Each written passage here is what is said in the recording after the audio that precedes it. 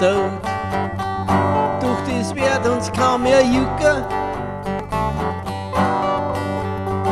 Aber dann ist vorbei.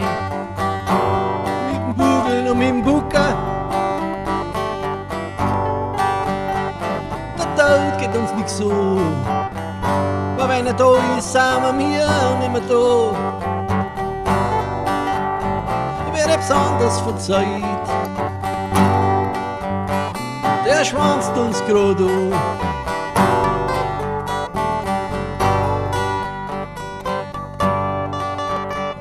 Der Teufel und ich sind grad etwas zum Kinder erschrecken.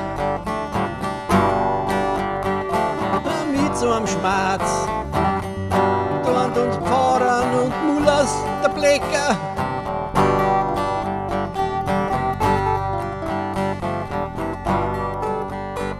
Damit wir brav sind und spuren und sie brav ernähren,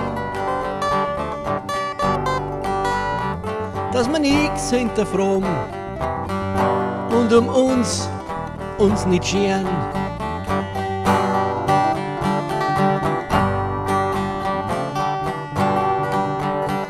Es gibt auch keinen Himmel, doch der war nicht zum der Backer. So hast deine Ruhe, brauchst nicht ewig umeinander flackern. Unser Erd ist zwar bugelt, und das Leben oft nicht leicht. Doch wenn's das gescheit liebst, wirst sehen, dass da reicht.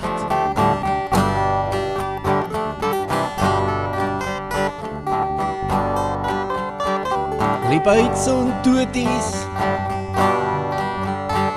was du meinst, dass sie kehrt. Sei feu und sei fleißig und gib ihr man Wert. Selber Freude und Lob, so oft wie es grad geht.